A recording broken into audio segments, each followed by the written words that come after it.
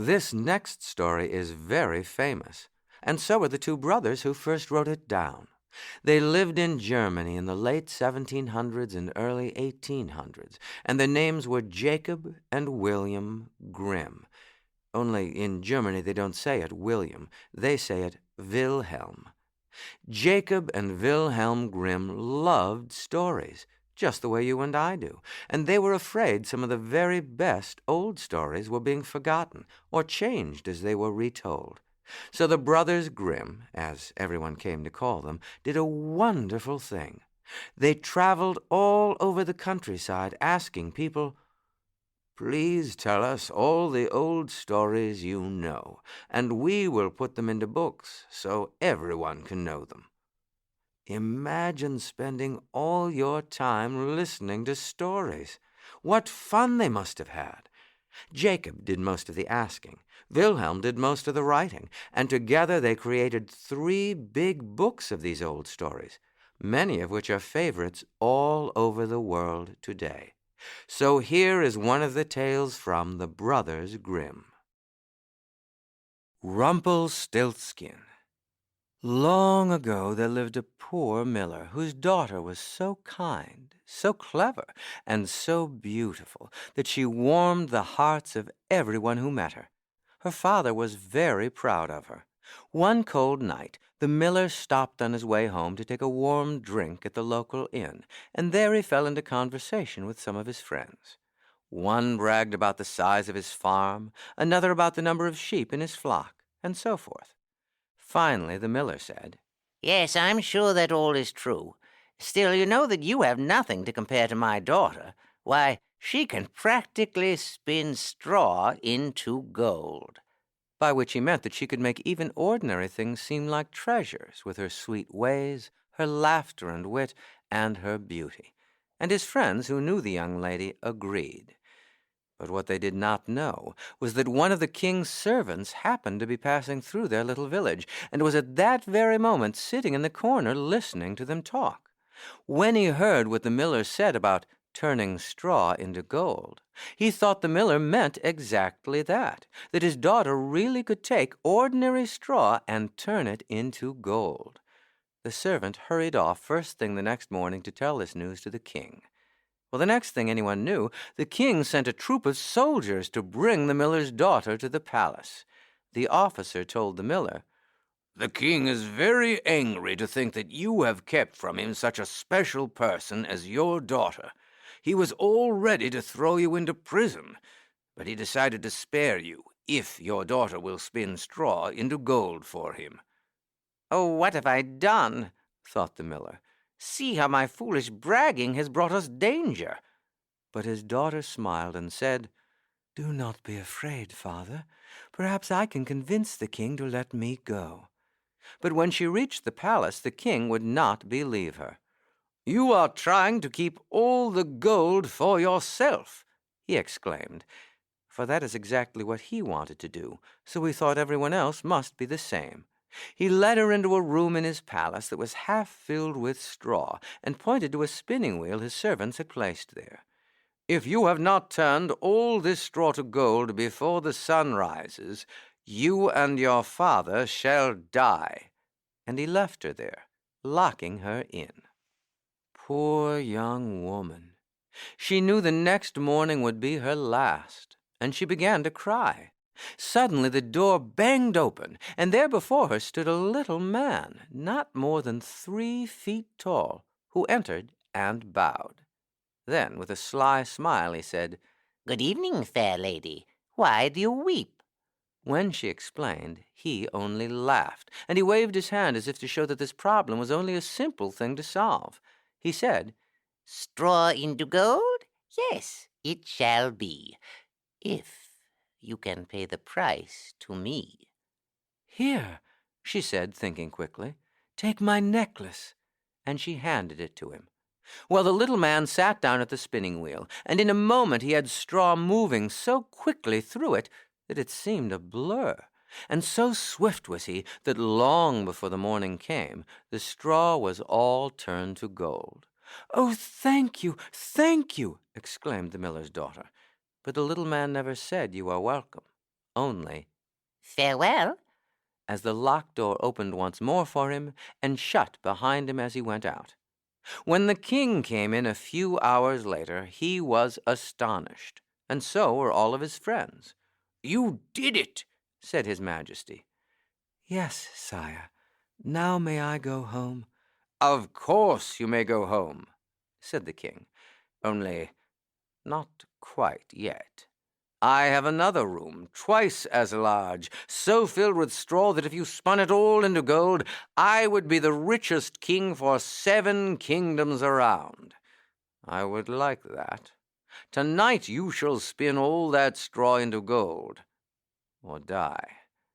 But now you shall go and rest." He had his servants lead her to a beautifully decorated room in the palace and give her every kind of luxury. But the miller's daughter could not stop thinking of the impossible task before her. That night, however, when she had been locked inside the second room, the little man once more appeared before her. "Good evening, fair lady. Why do you weep?"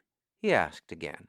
And when she told him, he said once more, "Straw into gold? Yes, it shall be, if you can pay the price to me." She immediately handed him a ring from her finger, and once more he went to work, producing a huge pile of gold in place of the straw, long before the morning came. Then the little man bowed, said, "Farewell," and was gone.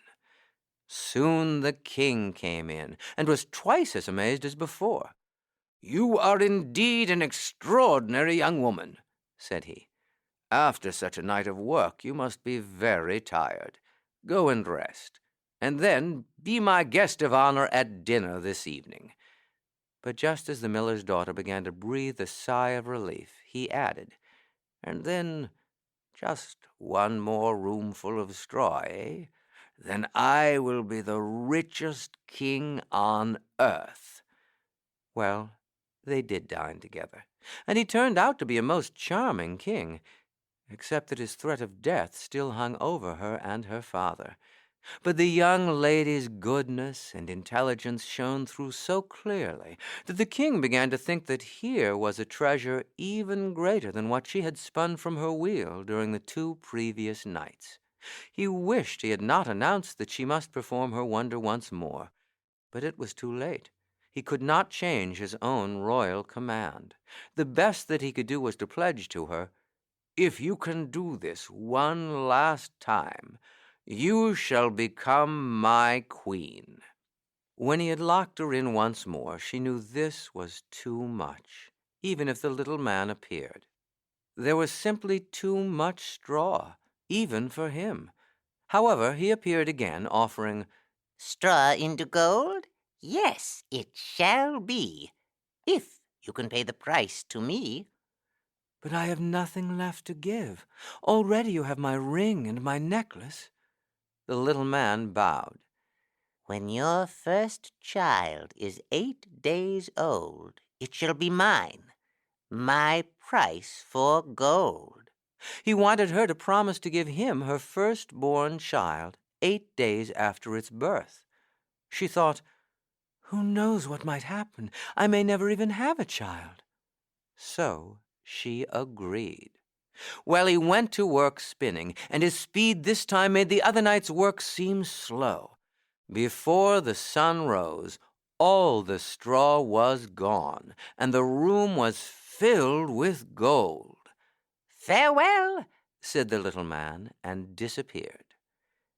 A few hours later, in came the king, and when he saw the miller's daughter standing there surrounded by the gold, he joyously proclaimed, "Announce the news throughout the land. Here is my queen." And he married her the very next day. And he was so overwhelmed with her goodness that he soon became a kind, generous, and thoughtful king to all his people. And he even sent treasure to his wife's father, so that the poor miller became rich. A year later, the royal couple had a child, and the new queen could only hope that the little man would forget the promise she had made.